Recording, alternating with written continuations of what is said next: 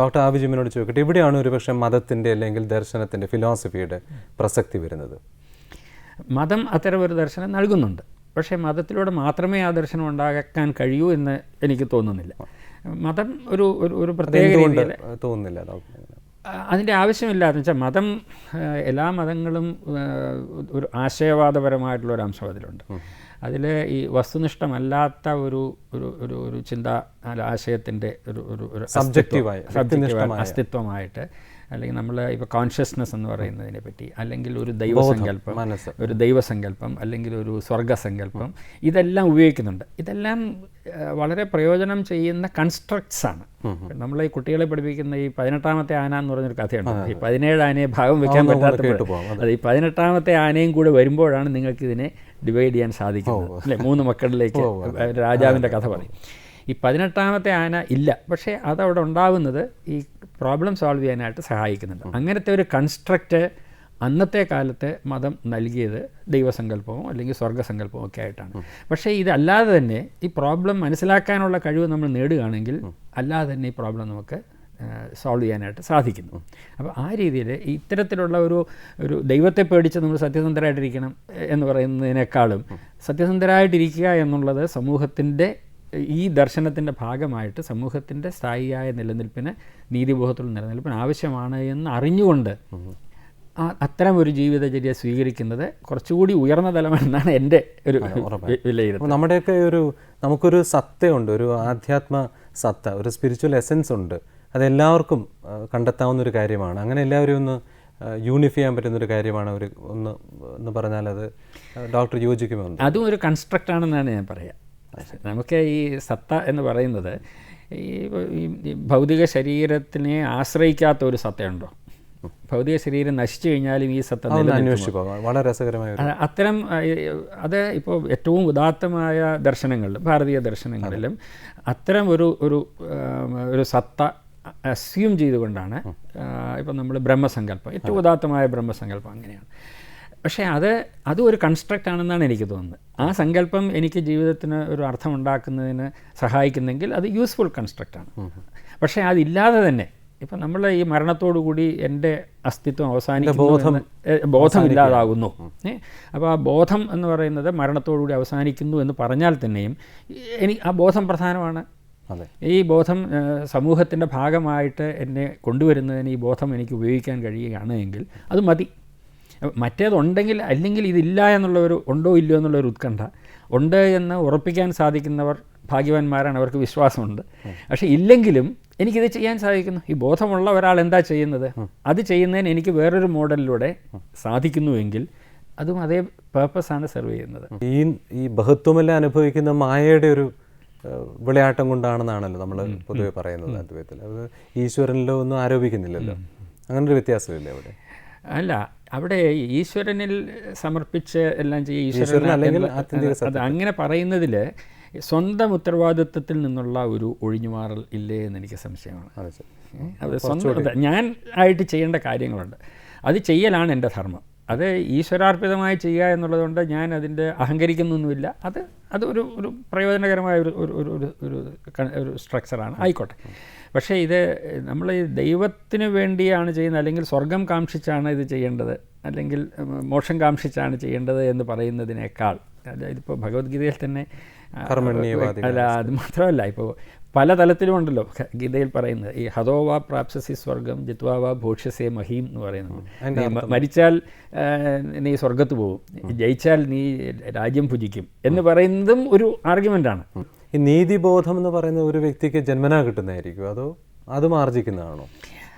അത് എൻ്റെ ഒരു ഊഹം. ഞാൻ ഇങ്ങനെ അതിനെപ്പറ്റി ആലോചിക്കുമ്പോൾ എനിക്ക് തോന്നുന്നത് ഇത് മനുഷ്യൻ്റെ ജനിതകമായിട്ടുള്ള ഒരു സംഗതിയാണ്. അത് വെച്ചാൽ ഈ ബോധം ഉള്ളവരും ഇല്ലാത്തവരും ഉണ്ടാകാം.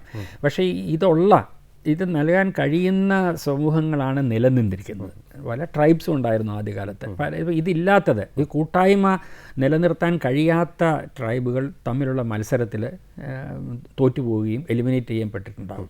അപ്പോൾ അത് ജന്തുലോകത്ത് നമ്മൾ സാധാരണ കാണുന്ന ഒരു പരിണാമ നിയമമാണ്. അതിജീവനത്തിന് സഹായിക്കുന്ന ഗുണങ്ങൾ പാരമ്പര്യമായിട്ട് ഡാർവിൻ്റെ ഇതിനനുസരിച്ച് തന്നെ. അപ്പോൾ മനുഷ്യരുടെ ഇടയിലും ഒരു ഘട്ടത്തിൽ ഈ ദൈവങ്ങളിലുള്ള വിശ്വാസം സഹായിച്ചിട്ടുണ്ട്. ഇപ്പോൾ യുദ്ധത്തിന് പോകുമ്പോൾ ഈ പറഞ്ഞ പോലെ ചത്താൽ സ്വർഗം കിട്ടുമെന്ന് പറഞ്ഞാൽ അയാൾ കുറേ കൂടി നന്നായിട്ട് യുദ്ധം ചെയ്യും, അല്ലെങ്കിൽ ഒഴിഞ്ഞു മാറാൻ നോക്കും.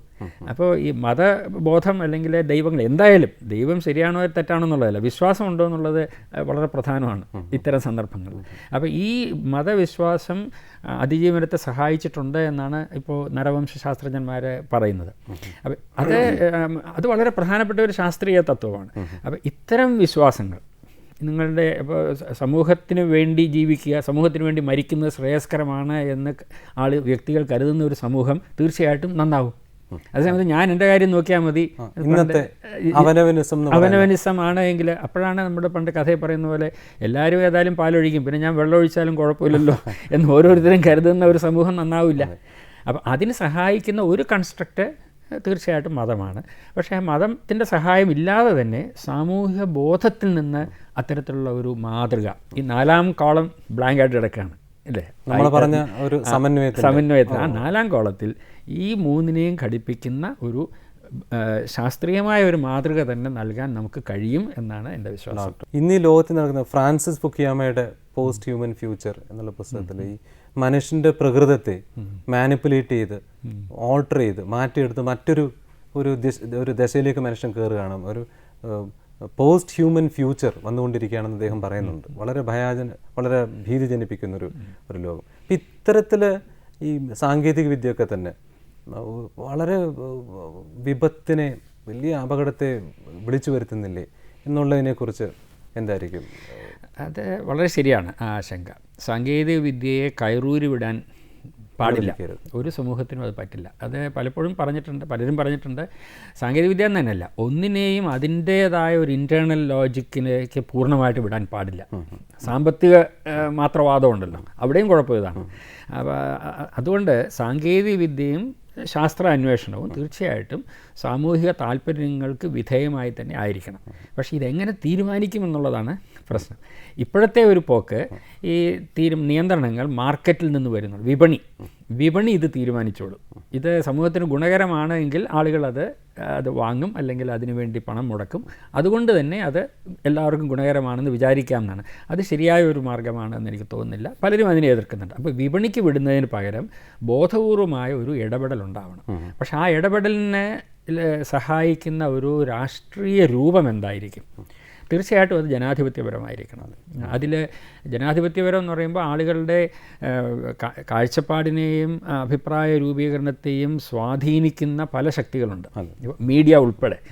മാനുഫാക്ചറിങ് കൺസെൻറ്റ് എന്ന് പറയുന്നത്. അപ്പോൾ കൺസെൻറ്റ് ആണ് എന്ന് വരുത്തി തീർക്കുന്ന ശക്തികൾ വേറെയുണ്ട്. അപ്പോൾ ഇതിനെതിരായിട്ടുള്ള ഒരു പൗരബോധം സിവിൽ സൊസൈറ്റിയുടെ വളരെ ആകാംക്ഷയോടുകൂടി ജാഗ്രതയോടുകൂടി നിലനിൽക്കുന്ന ഒരു സിവിൽ സമൂഹത്തിന് മാത്രമേ ഇത്തരം കാര്യങ്ങളിൽ ഇടപെട്ടുകൊണ്ട് ഇത് തികച്ചും ജനാധിപത്യപരമാണ്, പൊതു താല്പര്യത്തിന് അനുകൂലമാണ്, അല്ലാതെയുള്ള സാങ്കേതിക വിദ്യകൾക്ക് ഒരു മൊറട്ടോറിയം വേണ്ടി വരും. ഇപ്പോൾ ഈ ജനിതക സാങ്കേതിക വിദ്യയിൽ അത്തരം ഒരു മൊറട്ടോറിയത്തിൻ്റെ അല്ലെങ്കിൽ ഇടപെടലിൻ്റെ ആവശ്യകത വളരെയുണ്ട്. ഡോക്ടർ, ഇത് ഒരു കാര്യം ചോദിച്ചുകൊണ്ട് അതിൻ്റെ ഉത്തരം തേടിക്കൊണ്ട് ഒരുപക്ഷെ നമ്മുടെ ഈ ചർച്ച അവസാനിപ്പിക്കാൻ തോന്നുന്നു. അതായത് ആദ്യ മനുഷ്യൻ മുതൽ ആധുനിക മനുഷ്യൻ വരെ എന്തൊരു വീഴ്ച എന്ന് പറയുമോ, അതോ ആദ്യ മനുഷ്യൻ മുതൽ ആധുനിക മനുഷ്യൻ വരെ എന്തൊരു വളർച്ച, ഏതായിരിക്കും ഡോക്ടർ പറയുന്നത്? യാതൊരു സംശയമില്ല, വളർച്ചയാണ്. അതോ വളർച്ചയും വീഴ്ചയും ഒരുമിച്ച് പോകില്ല? വീഴ്ചകളൊക്കെ ഇതിൻ്റെ ഭാഗമാണ്. കുട്ടി നടന്നു പഠിക്കുമ്പോൾ ഉള്ള വീഴ്ചയുണ്ടല്ലോ, അതുപോലെ നടക്കുമ്പോൾ വീഴും, സൈക്കിൾ പഠിക്കുമ്പോൾ വീഴും. അതുകൊണ്ട് ഇതൊന്നും വേണ്ട, നമുക്ക് പഴയതുപോലെ മരത്തിൻ്റെ മുകളിൽ കഴിഞ്ഞാൽ മതിയായിരുന്നു എന്ന് ആരെങ്കിലും കരുതുന്നുണ്ടെങ്കിൽ എനിക്കതിനോട് യോജിക്കാൻ പറ്റില്ല. ഈ വളർച്ചയുടെ ഭാഗമായിട്ട് നമുക്ക് തെറ്റുകൾ പറ്റുന്നുണ്ട്. ആ തെറ്റുകളിൽ നിന്ന് പഠിച്ചുകൊണ്ട് മുൻപോട്ട് പോകാനുള്ള കഴിവ് മനുഷ്യനുണ്ട്. അത് പ്രയോഗിക്കണം. അത് സ്ഥായിയായിട്ടുള്ള വളർച്ചയ്ക്ക് നമ്മൾക്ക് വേണ്ടിയല്ല, നമ്മുടെ കുട്ടികൾക്കും അവരുടെ കുട്ടികൾക്കും ജീവിക്കേണ്ട ലോകമാണ് ഇത് എന്നുള്ളൊരു കാഴ്ചപ്പാടോടുകൂടി മുമ്പോട്ട് തന്നെ പോകണം എന്നാണ് എനിക്ക് തോന്നിയിട്ടുള്ളത്.